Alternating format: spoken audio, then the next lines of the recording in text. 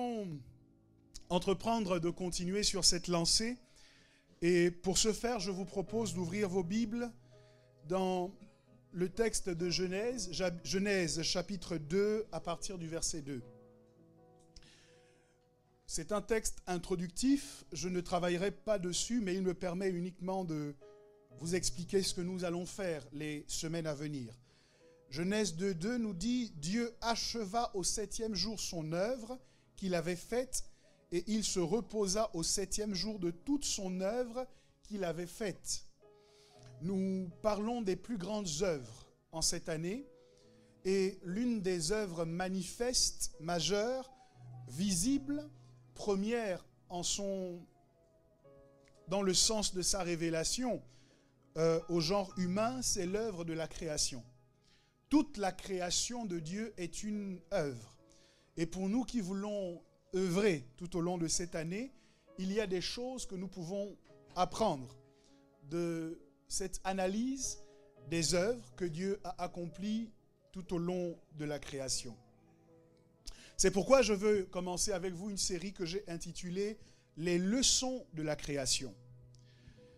Pendant les semaines qui viennent, nous aurons l'opportunité de décortiquer ces textes et de voir dans quelle mesure ils peuvent nous être utiles pour que nous sachions mettre en place les stratégies qui vont nous aider à notre tour à créer le monde dont nous avons besoin, l'environnement dans lequel nous pourrons nous déployer de façon épanouissante. Quelqu'un me donne un bon amen. Et il y a beaucoup de choses qui ont été faites tout au long de la création. La Bible, pour commencer, nous présente un Dieu qui agit. Dieu est un Dieu qui agit, ce n'est pas un Dieu mort, ce n'est pas un Dieu qui est spectateur de notre vie, mais c'est un Dieu agissant. Alléluia. Je crois que Dieu va agir dans ta vie. Si tu le crois, donne-moi un bon amen.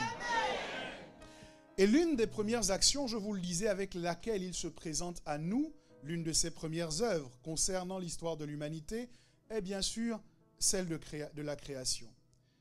Et pour nous qui voulons être des chrétiens agissants, nous pouvons en tirer des principes qui nous introduisent à notre tour dans des œuvres excellentes. Et il y a un point tout particulier et redondant dans l'histoire de la création sur lequel je nous invite à réfléchir, c'est celui du temps. Je dis redondant parce qu'à chaque fois que Dieu crée, il ponctue la création par la déclaration « Il y eut un soir et il y eut un matin ». Et vous comprenez que le travail de création de Dieu, finalement, s'inscrit dans le temps. Et pour vous et moi qui voulons travailler tout au long de cette année, qui voulons œuvrer, bien entendu, toutes les choses que nous voulons faire s'inscrivent nécessairement dans le temps. Que vous ayez en projet de construire une maison, cela s'inscrit dans le temps. Même si la Chine a démontré qu'en 48 heures, ils étaient capables de construire un hôpital, c'est quand même en 48 heures, et c'est donc un projet de construction qui s'inscrit dans le temps. Que vous ayez choisi d'investir de l'argent cette année, le laps de temps qui sépare l'investissement du retour sur investissement vous emmènera toujours à considérer la notion de temps. Vous avez envie de commencer une activité, en fait, tout ce que vous voulez faire, vous le ferez dans le temps. Vous ne pourrez pas le faire en dehors. Parfois, les gens de bonne volonté aimeraient vous venir en aide, mais ils sont obligés de s'excuser en vous disant « Je suis désolé, mais je n'ai pas suffisamment de temps. » D'autres vous diront n'avoir pas trouvé le temps de vous rappeler ou de vous répondre. Donc, les œuvres, petites, moyennes et grandes, et les plus grandes œuvres s'inscrivent nécessairement dans le temps. Nombreux sont d'ailleurs ceux qui se réjouissent enfin de la fin du mois de janvier. J'ai entendu que beaucoup, loin d'être inquiets du coronavirus, luttaient en fait contre une maladie que jusqu'ici je ne connaissais pas et qui n'est traitée par aucun laboratoire pharmaceutique, une maladie qu'on appelle la janviose. La seule maladie dont le médicament ne se trouve pas en pharmacie, mais au distributeur automatique de billets.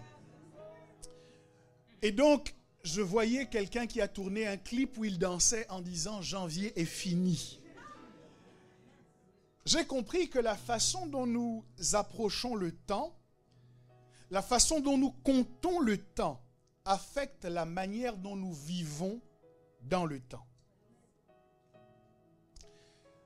Dans un tout autre registre, un peu moins amusant, sinon beaucoup moins, le 26 janvier dernier, une star planétaire du monde du basket nous quittait, à l'âge de 41 ans. Accompagné d'une famille entière et de sa fille de 13 ans. Cette triste nouvelle a eu un retentissement qui dépasse les limites du basket et nous rappelle tristement que le souffle de vie ne nous appartient pas. Au milieu de la compassion, des postes que nous faisons, je crois qu'il convient de s'interroger un instant sur la manière dont nous vivons et surtout sur la façon dont nous exploitons le temps qui nous est imparti. Ce que je dis, c'est que cette année doit compter. Mais pour que cette année puisse compter, tu dois savoir compter cette année. Ce que je dis, c'est que le mois de février doit compter. Mais pour qu'il compte dans ta destinée, tu dois savoir le compter. Quelqu'un ne me comprend pas. Ce que je dis, c'est que le trimestre premier dans lequel nous sommes impliqués doit compter. Mais pour qu'il compte, tu dois savoir comment on le compte.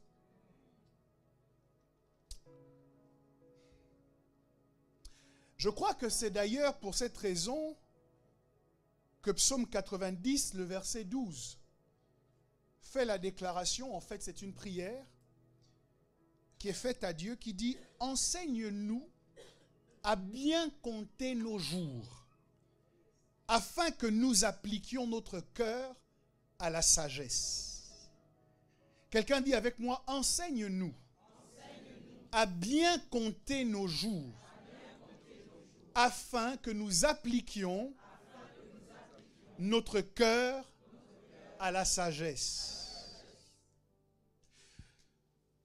Ce texte des psaumes me fait penser qu'en vérité, compter les jours est une science. C'est quelque chose qui s'enseigne. Que ce n'est pas évident de savoir compter les jours. Mais que celui qui écrit comprend que pour avoir accès à ce savoir mystérieux, il a besoin de l'aide de Dieu. Pas d'un calendrier, mais il a besoin de Dieu pour savoir comment comptabiliser les jours qu'il vit. La deuxième chose que je découvre dans ce passage, c'est que le texte nous livre en sus qu'on peut bien compter le temps. Il dit, apprends-nous à bien compter les jours.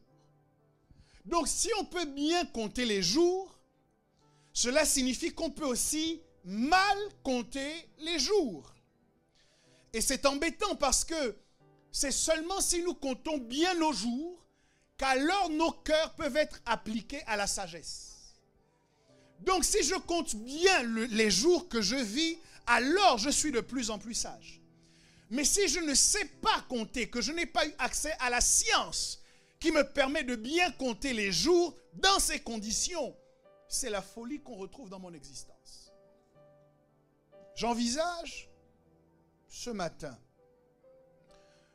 de vous inviter à une réflexion sur ce que j'appelle, et c'est le titre de mon partage, l'arithmétique des temps. Dans son sens littéraire, l'arithmétique est une manière de calculer, de faire des hypothèses, des supputations. Et il met d'avis qu'il y a différentes méthodes qui s'offrent à nous pour considérer le temps dans lequel nous vivons. Je voudrais qu'au sortir de cette rencontre ce matin, un changement s'opère dans la manière dont nous approchons le temps que Dieu nous donne de vivre sur cette terre. Parce que si nous ne savons pas le compter, nous risquons de manquer de temps pour accomplir les œuvres que Dieu attend de chacun de nous. Pour vous aider à situer mon propos, ouvrons maintenant nos Bibles dans nos textes de base. Après avoir lu Psaume 90, le verset 12, regardons s'il vous plaît Genèse, chapitre 1, versets 4 à 5. Et nous lirons ensuite Genèse 1, versets 14 à 18. Genèse 1, versets 4 à 5, voici ce qui est écrit dans nos Bibles. Dieu vit que la lumière était bonne, et Dieu sépara la lumière d'avec les ténèbres. Dieu appela la lumière jour, et il appela les ténèbres nuit. Ainsi, il y eut un soir, et il y eut un matin, ce fut le premier jour. Quelqu'un dit, ce fut le premier jour. Maintenant, au verset 14, Dieu dit qu'il y ait des luminaires dans l'étendue du ciel pour séparer le jour d'avec la nuit. Que ce soit des signes pour marquer les époques, les jours et les années. Et qu'ils servent de luminaires dans l'étendue du ciel pour éclairer la terre. Et cela fut ainsi. Dieu fit les deux grands luminaires, le plus grand luminaire pour présider au jour et le plus petit luminaire pour présider à la nuit. Il fit aussi les étoiles. Dieu les plaça dans l'étendue du ciel pour éclairer la terre, pour présider au jour et à la nuit et pour séparer la lumière d'avec les ténèbres. Dieu vit que cela était bon. De prime abord, je vous invite à remarquer que c'est au verset 14 que Dieu crée le soleil et la lune. Mais que dès le verset 4, Dieu a déjà comptabilisé le premier jour.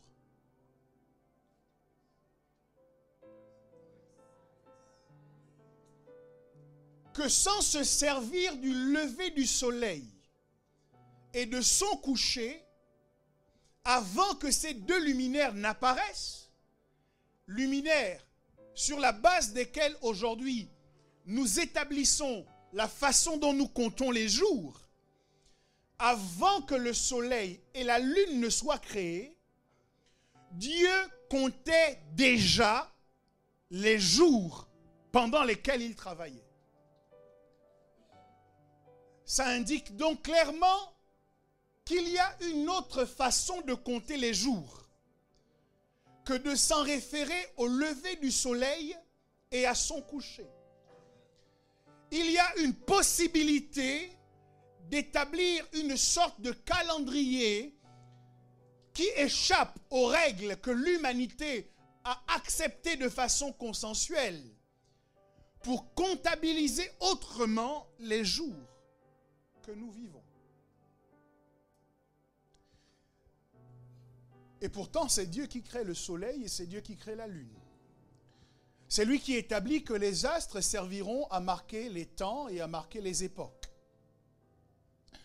Et je crois donc qu'il y a deux façons ou deux écoles pour compter les jours. La première école, c'est ce que j'appelle l'école classique. Dans l'école classique, un jour est effectivement, et là je veux m'en référer à l'approche des Hébreux, le jour est le laps de temps qui s'écoule entre deux levées consécutifs du soleil. Les Hébreux particulièrement comptaient plutôt d'un soir à l'autre. Si dans nos sociétés, le jour commence avec le lever du soleil, on voit dans le livre de la Genèse et finalement à plusieurs reprises dans les Écritures que pour les Hébreux, le jour commence au soir. Il y eut un soir et il y eut un matin. Bon, je crois que cette analyse simple nous permet tout de suite de nous rendre compte que compter les jours de ces deux manières différentes a des actions différentes ou des effets, des conséquences différentes sur la manière dont nous vivons. Parce qu'au moment où les autres disent « le jour est terminé » et qu'ils vont en profiter pour aller se reposer, D'autres, au moment où toi tu vas te reposer, commencent à travailler. Bon, je crois que ça explique aussi pour quelles raisons parfois vous vivez vos journées sans avoir l'impression d'avoir le contrôle de vos journées. Parce que pendant que vous commencez votre journée le matin, d'autres ont commencé leur journée la nuit. Avant que le soleil ne se lève, il y en a qui se sont levés et qui ont devancé l'aurore. Et qui ont parlé au soleil, qui ont commandé au matin et qui ont dit ce qui devait se passer tout au long de la journée. Ils ont bien évidemment de l'avance sur ceux qui lisent le commencement de leur activité au lever du soleil. D'autant plus qu'en hiver, il a tendance à se lever plus tard. Donc pendant que certains dorment, d'autres gagnent déjà de l'argent. Au moment où certains sont en inactivité, d'autres sont en train de planifier de quelle manière ils vont organiser leur journée.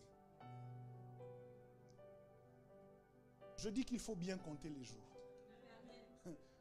Si le jour pour toi commence le matin, pour Dieu le jour commence la nuit.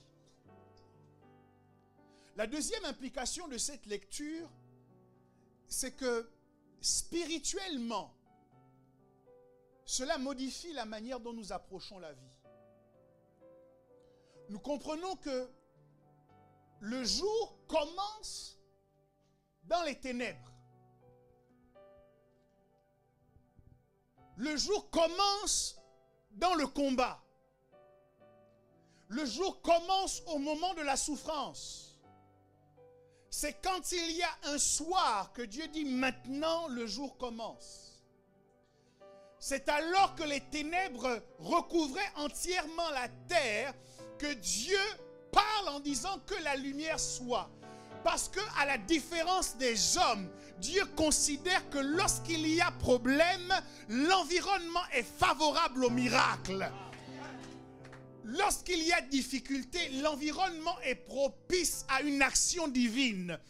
Pendant que nous utilisons les moments de souffrance pour pleurer, pour nous lamenter, pour nous plaindre, pour nous décourager, pour nous démotiver, le Dieu que nous servons, au contraire, se sent obligé de passer à l'action lorsque les ténèbres ont recouvert la terre.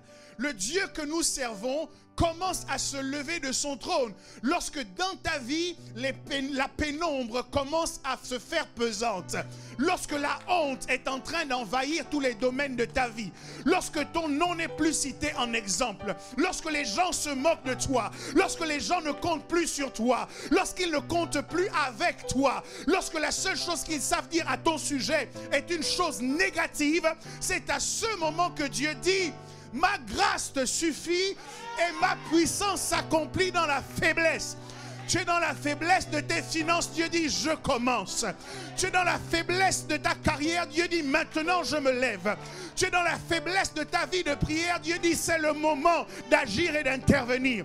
Tu es dans la faiblesse de tes relations, Dieu dit je n'ai pas dit mon dernier mot. Parce que lorsqu'il y a pénombre, alors Dieu dit que la lumière soit. Je ne sais pas dans quel état tu te trouves aujourd'hui. Mais si tu es en problème, souviens-toi que Jésus a dit qu'il n'est pas venu pour les bien portants, mais il est venu pour les malades. Il n'est pas venu pour ceux qui sont déjà riches. Il est venu pour ceux qui sont pauvres, spirituellement, naturellement, matériellement, en intelligence, en révélation, en compréhension de sa parole. Il dit c'est pour vous que je suis venu. Dieu commence à compter le jour lorsqu'il fait nuit. Et si nous comptions nos jours comme Dieu les compte? Je vous l'ai dit, il s'agit d'une science. Le laps de temps de l'aube à la nuit et compter d'un soir à l'autre font cependant partie de ce que j'appelle l'école classique. Que vous comptiez le jour avec le lever du soleil ou avec son couchant, je vous dirais que vous restez dans ce que j'appelle l'école classique de l'arithmétique du temps. Pourquoi? Quel est le lien entre ces deux éléments? C'est que dans un sens comme dans l'autre, nous comptabilisons le jour ou le temps dans lequel nous évoluons en fonction des subdivisions qu'on lui connaît. Je sais que dans la Bible, on parle des veilles de la nuit. On parle de l'heure de l'offrande. Et dans la vie de tous les jours, on sait que le temps peut être subdivisé en secondes, en minutes, en heures, en jours, en semaines, en mois, en trimestres, en semestres, en années, en décennies, en siècles, en millénaires.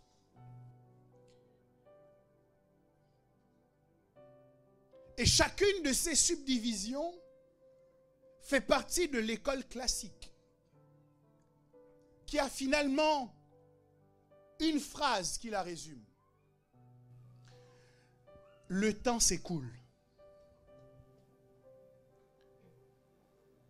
Quoi que nous fassions, le temps passe. Voici les répercussions que cette lecture a sur nous. C'est que nous assistons impuissants au temps qui s'écoule. Quels que soient nos désirs, nos vœux, nos projets, lorsque le temps est passé, il est passé. Nous pouvons également être exposés au fait que le temps passe sans que rien ne se passe. Il y a des gens qui attendent que le mois de février change leur situation bancaire. Et puis quelqu'un a écrit, tu as vu que février est arrivé, tu es toujours en problème. Donc tu comprends que le problème n'était pas janvier.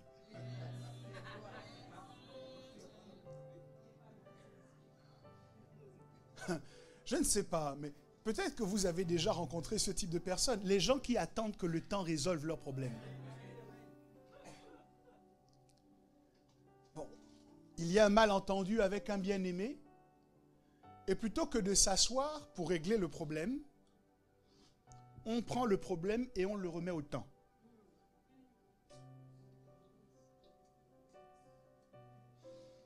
Vous avez des situations de vie qui vous ont affecté négativement. Et plutôt que de vous asseoir avec vous-même pour les régler,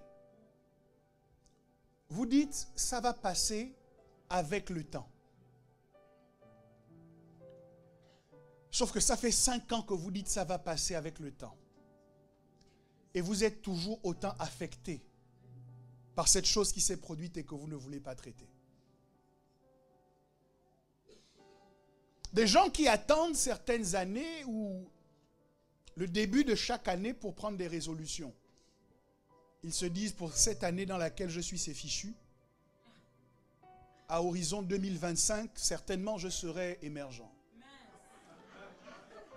Et malheureusement, le temps qui passe ne leur permet pas de sortir la tête de l'eau. Parce que le temps ne fait que passer. La troisième conséquence de cette lecture, c'est que nous nous attendons à ce que quelqu'un fasse. Le temps, nous l'observons comme des spectateurs alors qu'il se déploie, alors qu'il s'écoule devant nos yeux. Et nous nous attendons à ce que quelqu'un prenne la responsabilité de faire ce que nous devrions faire. Je ne vais pas l'appeler et je vais attendre qu'il m'appelle. Et s'il pense la même chose?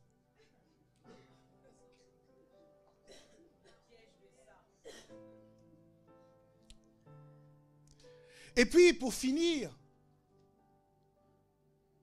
nous regardons enfin avec nostalgie le temps qui s'est écoulé, sans pouvoir dire où il est allé. Oh, nous sommes déjà en février. Mais le mois de janvier est passé où? Voilà une des conséquences qui est liée à une conception du temps linéaire, basée sur sa subdivision. Et je ne dis pas que c'est mal, parce que nous vivons dans une société qui fonctionne de la sorte, et que Dieu lui-même a indiqué que les saisons se suivraient les unes après les autres. Sauf que de mon point de vue, si vous ne vivez que comme ça, avec cette lecture du temps, vous ne pourrez pas accomplir de plus grandes œuvres. Il vous manquera toujours du temps. Mais je vous propose de vous inscrire ce matin à une autre école. C'est ce que j'appelle l'école prophétique. Lorsqu'on analyse les textes bibliques, on se rend compte que les prophètes ne comptent pas le temps comme le reste des êtres humains. Ils ne vous diront pas, en l'an moins 700 avant Jésus-Christ, le roi Osias est mort. Ils vous diront, l'année de la mort du roi Osias, je vis.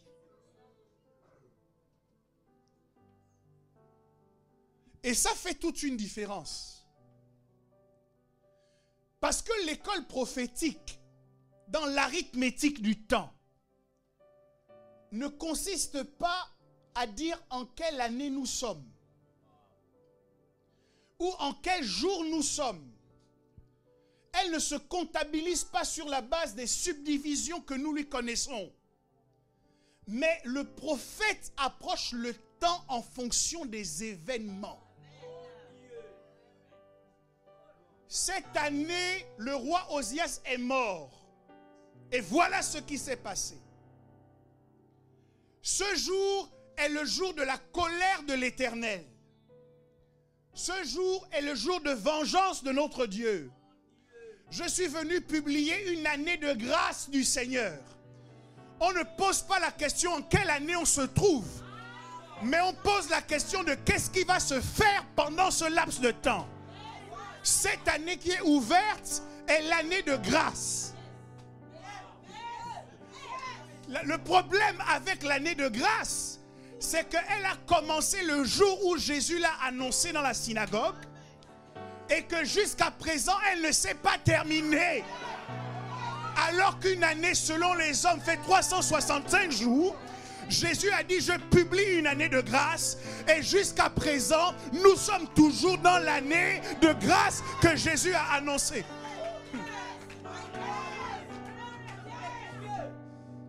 Donc, l'approche prophétique nous permet de compter le temps différemment. Là où les gens disent, nous sommes en 2020, j'ai 30 ans, j'ai 25 ans, j'ai 40 ans, je ne me suis pas encore marié. Dieu ne compte pas exactement comme toi. Il va s'organiser pour dire, l'année de ton mariage, voici ce qui se passe.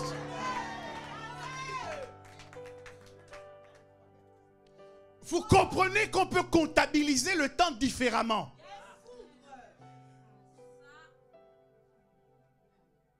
Et que la façon dont nous comptabilisons le temps change comment nous vivons dans le temps. Parce que si le temps est défini par les événements qui ont lieu dans le temps, nous ne sommes plus concentrés sur l'écoulement du temps, mais nous sommes consacrés à l'activité qu'il faut avoir dans le temps, aux œuvres qu'il faut produire dans le temps qui leur est imparti. Parfois, nous sommes déconcentrés en regardant l'horloge biologique, en regardant l'âge qui passe, en regardant le fait que les autres ont terminé leurs études, que les autres ont commencé à travailler, que les autres ont obtenu une promotion. Et nous sommes tellement distraits par cela que nous en oublions ce que nous-mêmes nous avons à faire dans le temps que Dieu nous donne. C'est pourquoi le psalmiste dit, enseigne-nous à bien compter nos jours afin que nous appliquions nos cœurs à la sagesse. Ok, nous sommes en 2020. Tu as 20 ans, 25 ans, 30 ans. Est-ce que tu peux rapidement refaire un regard prophétique de ton passé et me dire quels sont les événements qui méritent d'être retenus dans ta vie? Ce n'est pas le fait que tu aies 30 ans qui compte. C'est qu'est-ce que tu as fait pendant ces 30 ans qui compte. Ce n'est pas le fait que tu aies 25 ans qui compte. C'est qu'est-ce que tu as fait pendant ces 25 ans qui compte. Ce n'est pas le fait que tu sois à l'église depuis 3 ans qui compte. C'est qu'est-ce que tu as fait en 3 ans de présence à l'église qui compte. Voilà la considération prophétique du temps. Et c'est là que vous comprendrez qu'on va avoir beaucoup d'échoués dans les choses de Dieu si nous n'apprenons pas à revoir la manière dont nous comptons le temps. Cette année, je me suis rapproché du Seigneur. Ça, c'est quelque chose qui compte. Cette année, j'ai augmenté dans ma relation de prière, dans ma vie de prière. Ça, c'est quelque chose qui compte. Cette année, j'ai pu finir de lire l'intégralité de ma Bible. Ça, c'est quelque chose qui compte. Mais cette année, je me suis levé. Je me suis baladé. J'ai fait ceci, j'ai fait cela. En tout cas, des choses qui n'ont pas grand intérêt. L'année va passer comme ça sous tes yeux. Et à la fin, tu vas te dire, elle est passée où?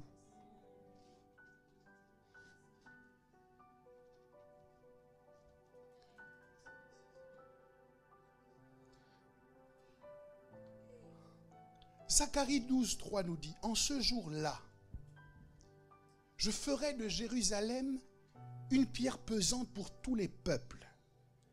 Tous ceux qui la soulèveront seront meurtris et toutes les nations de la terre s'assembleront contre elle. Notez qu'il ne dit pas le mercredi de telle année. Il dit en ce jour-là. Donc, ce qui compte, ce n'est pas le début du mois de février ou le mois de mai. C'est qu'est-ce que tu vas faire en ce jour-là. Voilà ce qui compte. C'est ce qui permet à Dieu de dire au commencement, il y eut un soir, il y eut un matin, alors qu'il n'y a pas encore de soleil et qu'il n'y a pas encore de lune, parce que finalement, à ses yeux, ce qui compte, ce n'est pas le lever ou le coucher de soleil. Ce qui compte, c'est ce qu'il a fait pendant ce laps de temps. Donc, les œuvres qu'il a pratiquées lui permettent de dire, aujourd'hui, je considère qu'un jour est passé.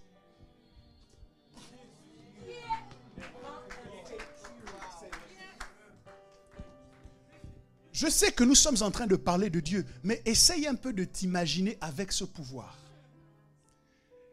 Et la capacité de dire, pendant que les gens disent, nous sommes en telle année, ne plus voir l'année en fonction du chiffre qu'on lui colle, mais la voir en fonction des choses que toi tu vas faire. Qu'est-ce que 2020 pour toi? Les hommes ont nommé, en observant les astres, en observant le soleil, la circonvolution, la manière dont la Terre tourne autour du soleil. Ils ont finalement déterminé que nous sommes en 2020. Et toi, qu'est-ce que tu dis? Qu'est-ce que tu dis? Psaume 20, le verset 1 dit que l'Éternel t'exauce au jour de la détresse, que le nom du Dieu de Jacob te protège. Ça veut dire qu'il y a une année de grâce, mais il y a aussi un jour où la détresse vient contre toi. Ce jour-là, la Bible te dit que l'Éternel t'exauce. Donc pendant que c'est le moment de la tristesse, de l'angoisse et de l'inquiétude, la Bible te dit à ce moment, tu dois te réjouir parce que ton exaucement est en marche. L'exaucement à tes prières est en marche. Que l'Éternel t'exauce. Je prie pour toute personne qui est en détresse aujourd'hui. Et je fais la déclaration de ce texte, que l'Éternel t'exauce. Alors que tu souffres dans cette tristesse, que l'Éternel t'exauce. Qu'il te rencontre au cœur même de ton besoin. Quel que soit le jour par lequel tu passes, quel que soit le calendrier des hommes, que les événements que tu vis soient changés en bien. À la gloire de Jésus. Quelqu'un me donne un bon amen.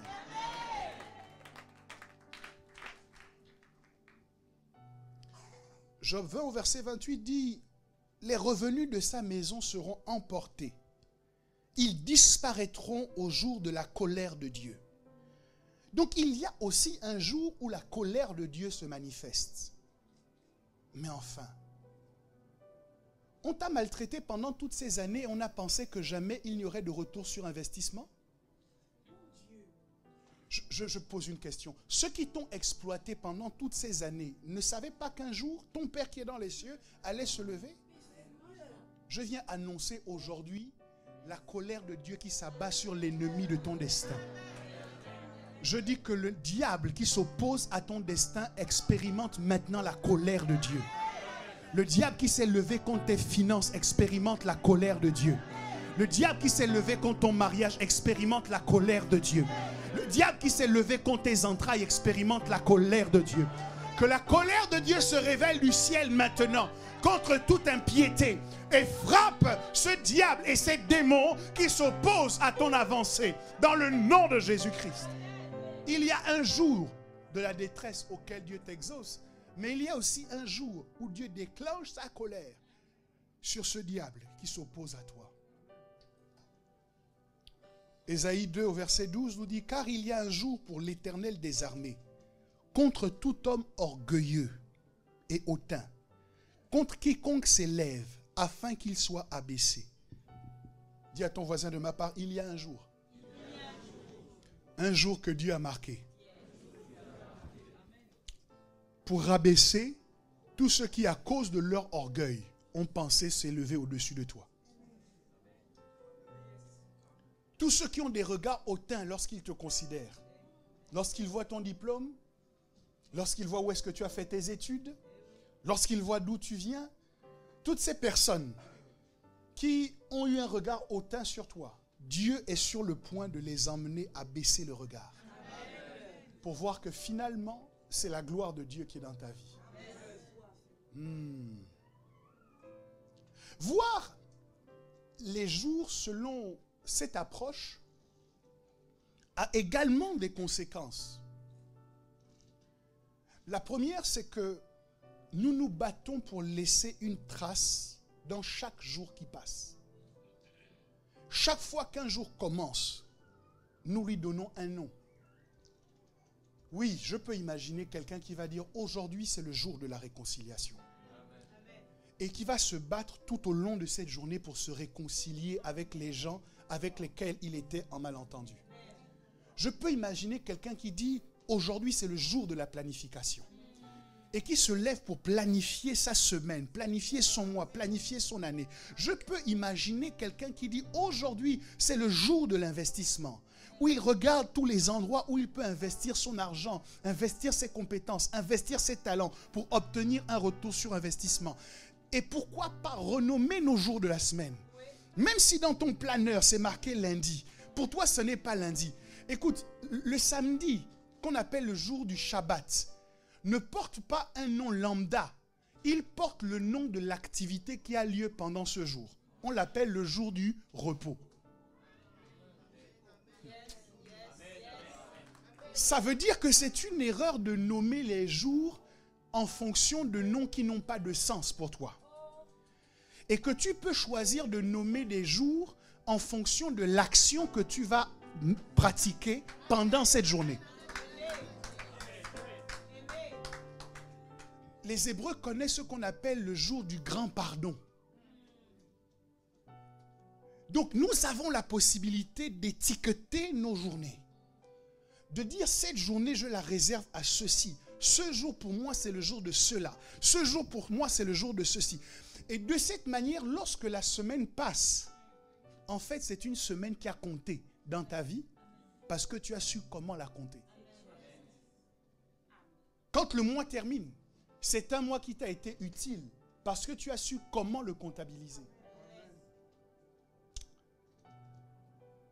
Voir les jours de cette manière vous emmène à poser une brique. À chaque moment, à chaque occasion, vous posez une brique. Ce qui va vous éviter de vous retrouver à être nostalgique. Plutôt que d'être nostalgique, pose une brique. Plutôt que d'être mélancolique, pose une brique. Au lieu de t'abandonner à des soupirs et à des souvenirs qui s'évaporent, pose des actes.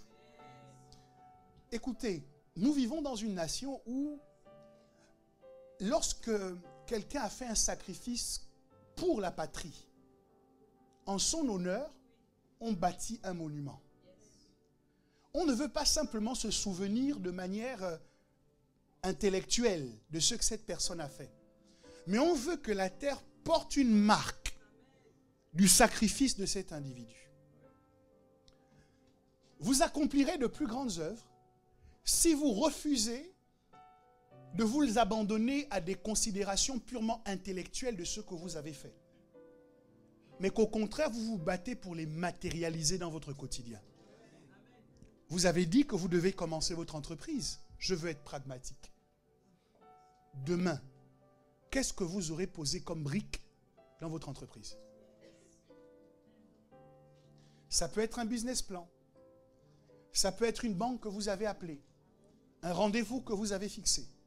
De sorte que lorsque vous regardez votre agenda à la fin de l'année, vous pourrez dire, voici ce à quoi le 1er février m'a servi. Plutôt que dire, mais l'année là est passée où? Dis à ton voisin, pose une brique. Utilise chaque jour pour te rapprocher de ton destin. Au lieu de compter les jours, comptez l'amour que vous répandez tous les jours. Qu'est-ce que j'ai fait aujourd'hui pour montrer à mon bien-aimé que je l'aime? Pour montrer à ma famille qu'elle compte pour moi? Pour montrer à mes amis qu'ils me sont précieux?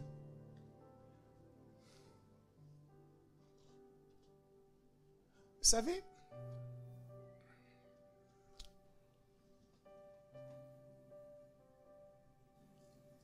si votre enfant a 10 ans et que vous avez un cadeau que vous voulez lui faire et vous dites ce n'est pas le moment et que finalement vous lui apportez ce cadeau à 11 ans, je veux que vous compreniez que vous n'aurez plus jamais l'occasion de lui offrir un cadeau dans l'année de ses 10 ans.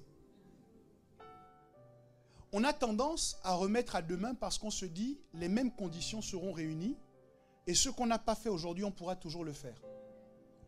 Je ne m'occupe pas de dire à mon pasteur combien il est précieux pour moi et combien je l'apprécie aujourd'hui. De toute façon, il le sait. Ou alors, j'attends le 21 octobre ou le 21 mai pour l'apprécier.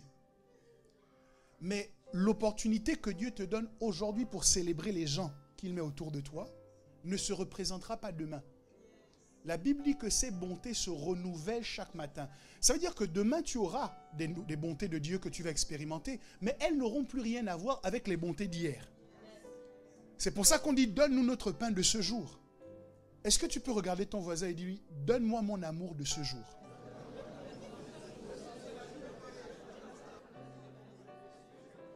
N'attends pas le 14 février de la Saint-Valentin pour dire à ta bien-aimée combien elle compte pour toi.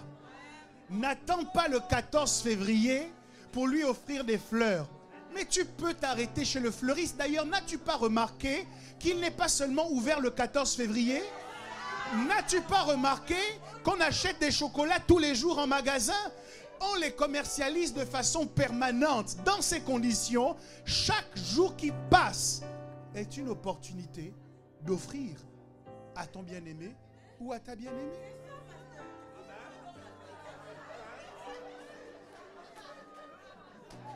Est-ce que quelqu'un comprend ce que je suis en train de dire?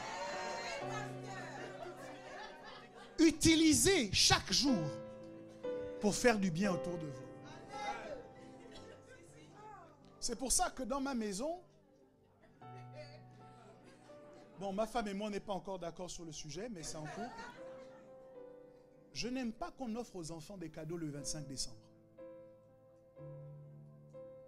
Alors, je sais que c'est commun et c'est habituel, c'est comme ça que tout le monde fonctionne. Mais moi, je dis, je ne veux pas qu'ils soient conditionnés. En disant, c'est le 25 décembre, à ce moment-là, on doit absolument nous apporter des cadeaux. Je peux arriver un 15 mai à la maison et puis je dis aux enfants, allez, on va en voiture. Je les emmène au magasin et je dis, choisissez les jouets que vous voulez. Parce que je ne veux pas attendre que le monde me dise quoi faire, comment le faire, à quel moment le faire. Je choisis moi-même de marquer mes jours. Si j'ai décidé qu'aujourd'hui je vais offrir des cadeaux à mes enfants, je veux pouvoir le faire aujourd'hui. Et puis si le 25 décembre je décide que ce n'est pas le jour des cadeaux, je veux aussi avoir le droit de ne pas faire de cadeaux le 25. Quoi? Donc tous les 14 février maintenant, personne ne peut plus avoir la paix parce qu'un homme qu'on ne connaît pas, ce n'est pas notre parent, ce n'est pas un saint dans notre foi chrétienne évangélique, a dit que c'était le jour des amoureux. Tout le monde maintenant dit, il n'a rien fait pour la Saint-Valentin, même pas de ceci.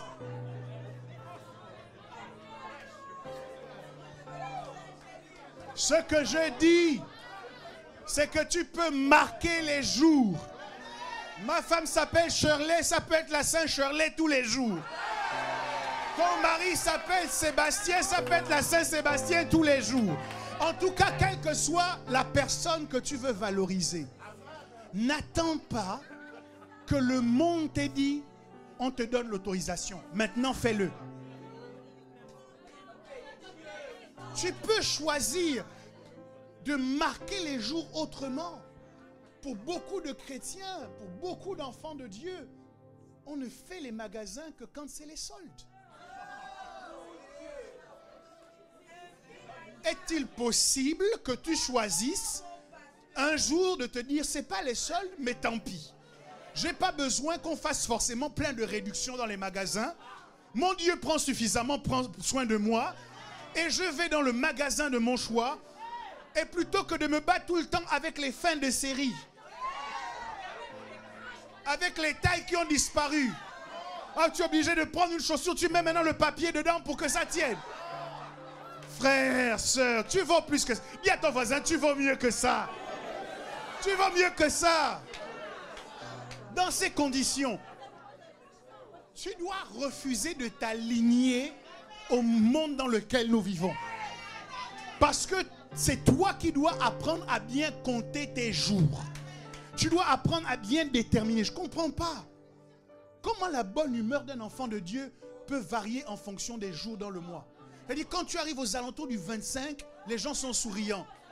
Et puis quand tu arrives au niveau du 15, les gens maintenant sont en colère, nerveux, irritables. Le 15, c'est pour les meilleurs d'entre eux. D'autres même, c'est dès le 5. Ils sont très nerveux. Et gare à toi, pasteur, si tu fais un appel d'offrande spéciale ce jour-là. Mais les choses peuvent changer. Parce que si tu as une approche prophétique, même ta façon de dépenser ton argent sera prophétique.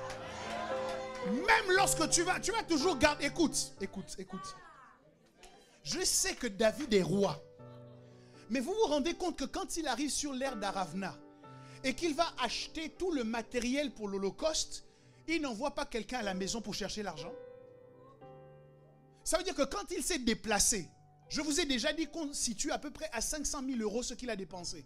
C'est-à-dire que quand il s'est déplacé avec les ressources qu'il fallait pour faire son offrande.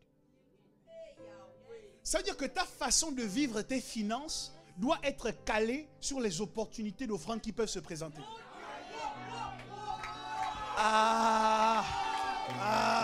Je veux parler à quelqu'un pour lui dire que Abraham n'a pas reçu une notification par mail pour lui dire que les 3 anges allaient passer.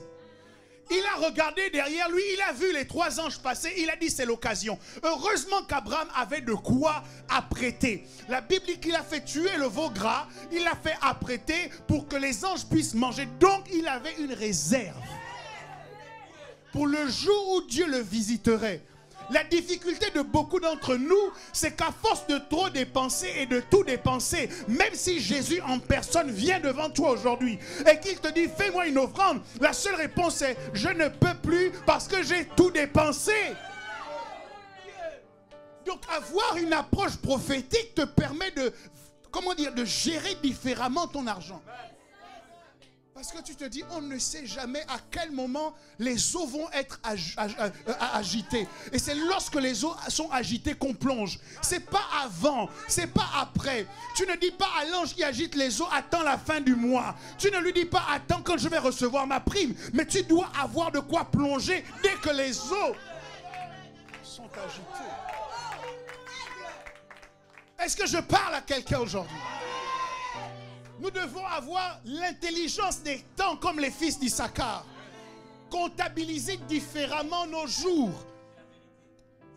Sinon, il y a trop d'opportunités que nous allons manquer. Compter prophétiquement les jours te permet de vaincre la procrastination. Parce que tu ne remets pas à demain. Tu comprends qu'attention, cet événement-là doit être pratiqué aujourd'hui. Cette action, je dois la poser aujourd'hui. Pourquoi? Parce que demain, c'est un autre jour. Et cet autre jour est réservé à une autre action. Donc, je ne peux pas m'endetter par rapport au temps et ne pas poser aujourd'hui les actions que je dois poser. Sinon, demain sera un jour surchargé. Et je n'aurai pas d'autre possibilité que de renvoyer au surlendemain. Et j'arrive comme ça au 6e mois de l'année. J'ai accumulé des arriérés de ce que j'aurais dû faire depuis le 1er mois de l'année. Ça doit être parce qu'il comprenait cette notion que Josué a refusé que le jour finisse avant d'avoir tiré vengeance de ses ennemis. En Josué 10-12, alors qu'il est en train de se battre contre les ennemis d'Israël, Josué parla à l'Éternel le jour où l'Éternel livra les Amoréens aux enfants d'Israël et il dit en présence d'Israël, soleil, arrête-toi sur Gabaon et toi lune sur la vallée d'Ajalon. Et le soleil s'arrêta et la lune suspendit sa course jusqu'à ce que la nation eût tiré vengeance de ses ennemis.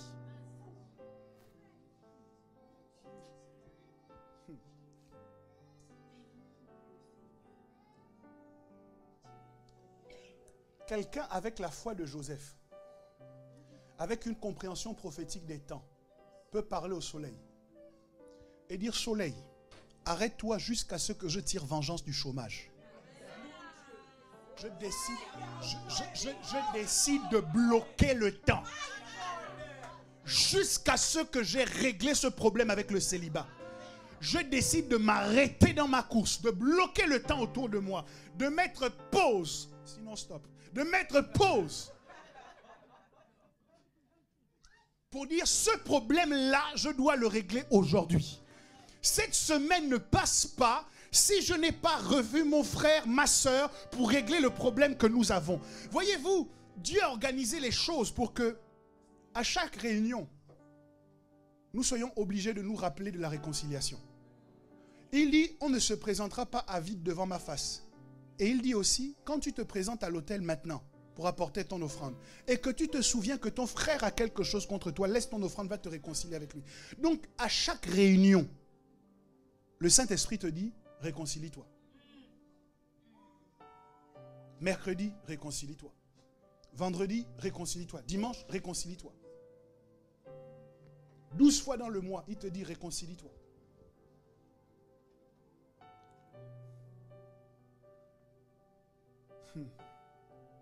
Et donc avoir cette approche prophétique nous permet de dire, je ne laisse pas cette opportunité passer. Parce que ce jour n'est pas censé s'écouler et faire de moi un spectateur. Ce jour m'a été donné pour que je pose un acte. Ce jour m'a été donné pour que je fasse quelque chose. Mon frère, ma soeur, parce que tu vis dans cette société, tu seras obligé d'avoir une approche classique. Mais au-dedans de toi, est-ce que tu peux laisser s'illuminer cette approche prophétique du temps pour refuser de laisser la séparation entre ton mari et toi durer plus d'une semaine encore? Est-ce que tu peux choisir qu'aujourd'hui c'est le jour de la réconciliation? Et aller le voir aujourd'hui pour faire tout ce que tu es capable de faire, tout ce que tu sais faire, pour que son cœur revienne à toi. Est-ce que c'est possible? De marquer le jour dans lequel nous nous trouvons, pour dire, j'ai vécu sans faire de budget jusque-là. Mais aujourd'hui, quand je rentre, je sors mon tableau. Je fais le point entre mes dépenses, je fais le point entre mes entrées. Et je décide comment je vais dépenser mon argent prophétiquement cette année. C'est possible d'avoir une approche prophétique du temps et de ne pas te retrouver semaine après semaine dans les mêmes problèmes, pour regarder le temps passer sans que rien ne se passe dans ta vie. Je veux prier pour quelqu'un aujourd'hui.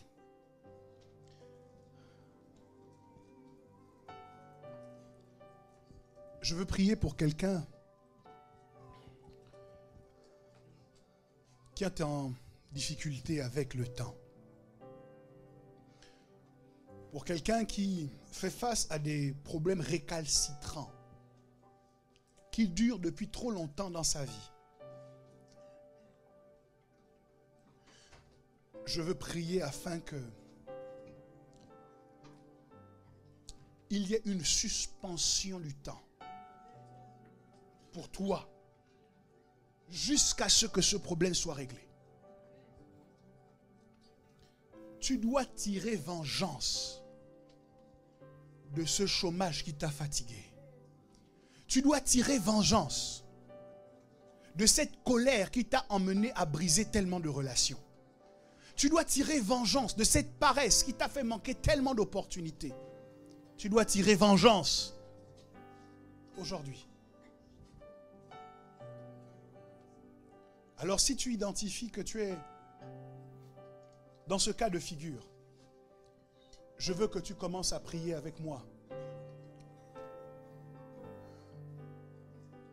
Et que tu dises, Seigneur, je veux compter différemment le temps.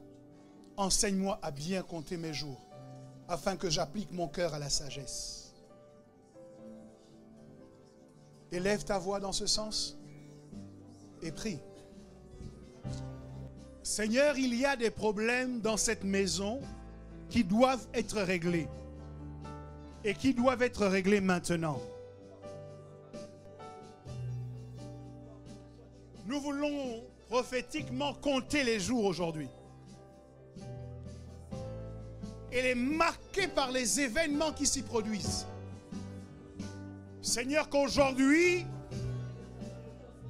soit le jour de la grande délivrance d'un homme, d'une femme en ce lieu. Que ce soit le jour du jugement de tes ennemis, du jugement de tes adversaires, du jugement de ceux qui s'opposent à la manifestation de la gloire de Dieu dans ta vie. Qu'aujourd'hui soit le jour où Dieu t'exauce, toi qui passes par la détresse. Que ce soit le jour de l'exaucement divin. Que ce soit le jour d'un changement radical dans ton existence. Qu'il y ait une suspension dans les lieux élevés. Un cessez-le-feu. Qu'il y ait un couvre-feu qui s'opère maintenant jusqu'à ce que le plan de Dieu pour cette journée, pour cette partie de l'année, soit pleinement et totalement accompli. Père, qu'il en soit ainsi dans la vie de mes frères et de mes sœurs en ce lieu, dans le nom de Jésus-Christ de Nazareth.